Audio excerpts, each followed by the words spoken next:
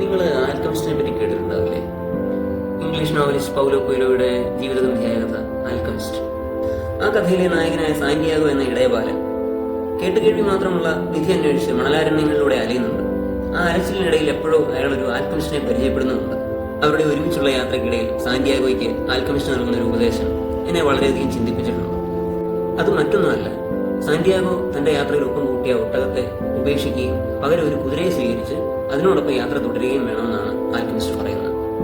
അതിന് കാരണമായി അയാൾ പറയുന്ന കാര്യം എന്നെ മാത്രമല്ല ഏതൊരാളെയും ചിന്തിപ്പിക്കുന്നതാണ്. ആ ഒട്ടകത്തെ അയാൾ വിളിക്കുന്ന ചതിയനെന്നാണ്. അതിന്റെ കാരണം ഒട്ടകം തന്റെ ക്ഷീണവും അസുഖങ്ങളും ഒന്നും ഒരിക്കലും തന്റെ യജമാനെ അറിയാൻ ഇടവരുത്തുന്നില്ല. വിശപ്പും ദാഹവും അസുഖങ്ങളും ഒന്നും വകവയ്ക്കാതെ, അതൊന്നും തന്റെ യജമാനെ അറിയിക്കാതെ യജമാനോടൊപ്പം പോകുന്ന ആ ഒട്ടകം പെട്ടെന്നൊരു ദിവസം യാതൊരു മുന്നറിയിപ്പും കൂടാതെ ആ മണലാരണ്യങ്ങളിൽ എവിടെയെങ്കിലും വീണ് മൃതിയടയാറാണ് പതിവ്. എന്നാൽ ഒരു കുതിര അങ്ങനെയല്ല. അത് ദാഹം വന്നാൽ നിൽക്കും, ക്ഷീണം വന്നാൽ കിടക്കും.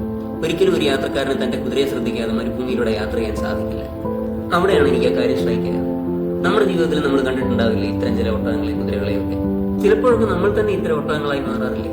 നമ്മുടെ ബന്ധുക്കൾക്കോ സുഹൃത്തുക്കൾക്കോ ആർക്കു വേണ്ടിയാവട്ടെ, നമ്മുടെ കാര്യങ്ങൾ പോലും നമ്മൾ മാറ്റിവെച്ച് ചെയ്ത പല കാര്യങ്ങളുടെ അവസാനം നീ എന്ത് ചെയ്തു എന്ന ചോദ്യം നമ്മളിൽ പലർക്കും കേൾക്കേണ്ടി വന്നിട്ടില്ലേ?